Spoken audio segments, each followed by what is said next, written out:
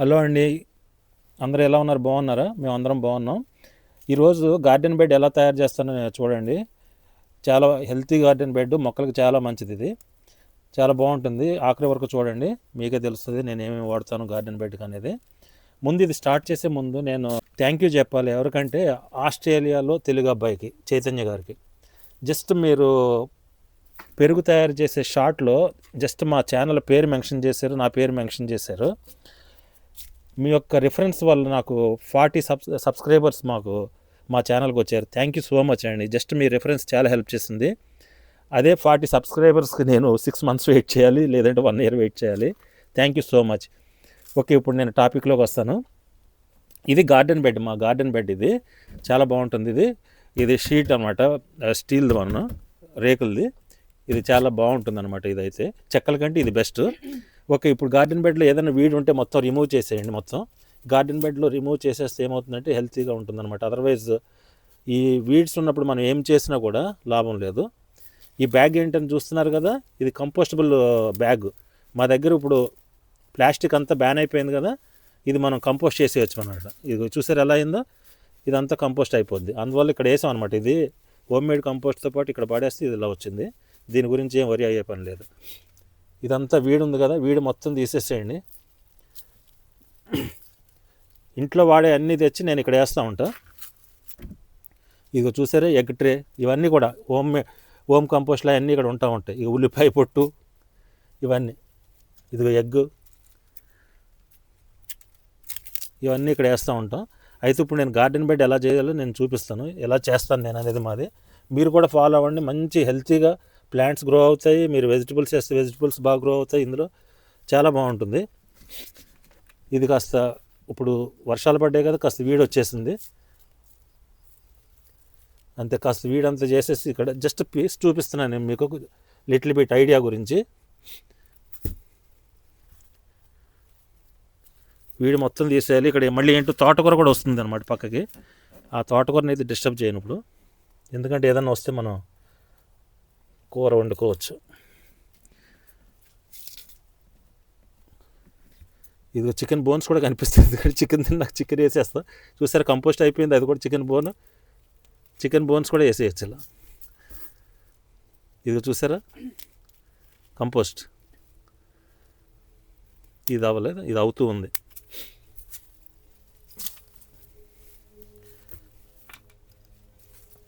ఇలా నీట్గా ఏ వీడు లేకుండా చేసేసుకుని చక్కగా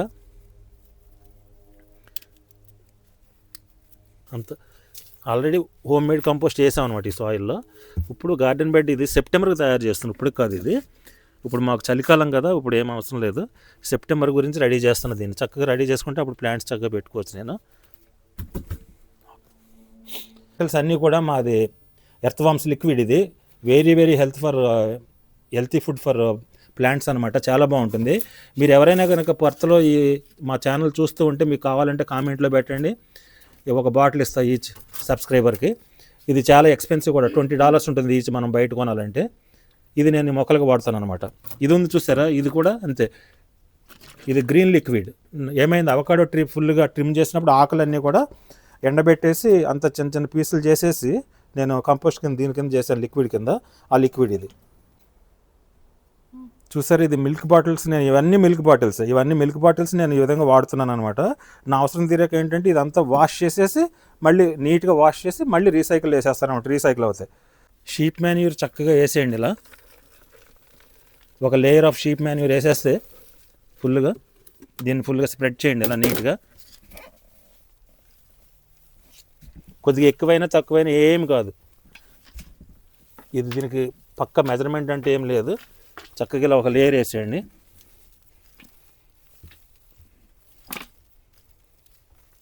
ఒక లేయర్ ఇది వేసేసాక మనం లిక్విడ్ యాడ్ చేద్దాం. ప్లాంట్స్ అనమాట. ఇది జనరల్గా ఏంటంటే నేను 10 లీటర్స్కి 5 ml యాడ్ చేస్తాను. ఇది గార్డెన్ బెడ్లో వేస్తున్నాను కాబట్టి నో ప్రాబ్లం. ప్లాంట్ కనుక ఇది డైరెక్ట్ వేస్తే ప్లాంట్ చనిపోతుంది అనమాట, అంత స్ట్రాంగ్ ఇది. ఇది నేను అప్రాక్సిమేట్లీ వేస్తున్నాను చూసారా. ఇది వేసి అదేవిధంగా ఇది గ్రీన్ లిక్విడ్ కూడా మనం కనుక ప్లాంట్కి డైరెక్ట్ వేయాలంటే కనుక ఓన్లీ 10 ml 10 లీటర్స్కి వేస్తాను అంతే. అంతకంటే ఎక్కువ వేస్తే ప్లాంట్ చనిపోతుంది. అదే కనుక ఆకుల మీద పడుతుంటే ఆకులు కూడా ఎండిపోతాయి. అది చాలా కాన్సన్ట్రేటెడ్, అందువల్ల అనమాట ప్లాంట్లకి ఫుల్ ఎఫెక్ట్ అవుతుంది. ఇది చేశారు కదా, ఇలా చేసేసి ఇప్పుడు మా గార్డెన్ బెడ్ మొత్తం ఇలా చేసేయండి, మొత్తం స్ప్రే చేసేయండి గార్డెన్ బెడ్లో మొత్తం.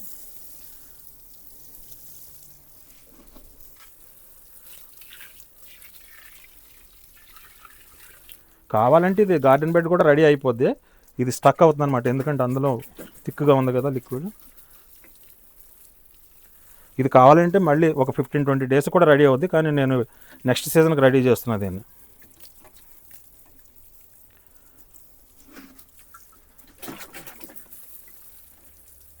మంచిగా ఇదంతా సోక్ అయిపోద్ది సాయిల్లో.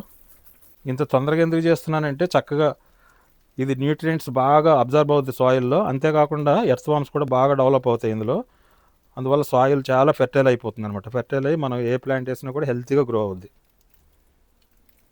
చూసారు, ఇది మా గ్రీన్ లిక్విడ్. ఇది మొత్తం అవకాడో ట్రీ ఆకులన్నీ అంతా స్మాష్ చేసేసి ఇలా లిక్విడ్ చేశాను. ఈ లిక్విడ్ అప్పుడప్పుడు వాడుతూ ఉంటాను అనమాట. ఇది డైరెక్ట్ సన్ ఎక్స్పోజ్ అయ్యేటట్టు పెట్టుకోకూడదు. అలా కనుక సన్ కనుక ఎక్స్పోజ్ అయిందంటే దీంట్లో న్యూట్రియంట్స్ అన్నీ డై అయిపోతాయి అనమాట, మనకు వేస్ట్ అయిపోతుంది. అప్పుడు దీన్ని లిడ్ కవర్ చేసి పెట్టుకోవాలి ఆల్ ద టైం. మనకి ఎప్పుడు అవసరం అవుతుందో అప్పుడు వాడుకోవచ్చు. ఏదైనా కూడా ఎర్త్ వార్మ్స్ లిక్విడ్ కానీ గ్రీన్ లిక్విడ్ కానీ ఏది కూడా సన్కి ఎక్స్పోజ్ కాకూడదు. దీని టాప్ ఏం చేస్తున్నానంటే కోకోపీట్ యాడ్ చేస్తున్నాను. మన దగ్గర కోకోపీట్ ఉంది కదా, ఇది. అదేవిధంగా ఈ ప్లాస్టిక్ కూడా రీసైకిల్ చేయొచ్చు. దీన్ని నీట్గా వాష్ చేసి రీసైకిల్లో పడేస్తాను అనమాట. ఇది చూసారా, కోకోపీట్ అక్కడ వేసాను. చూసారు, ఇందులో ఎర్త్ వార్మ్స్ కూడా చాలా ఉన్నాయి. ఇది కోకోపీట్ కూడా మంచిగా గార్డెన్ బెడ్లో ఇలా స్ప్రెడ్ చేసేసుకుని నీట్గా. కోకోపీట్ కూడా చాలా మంచిది.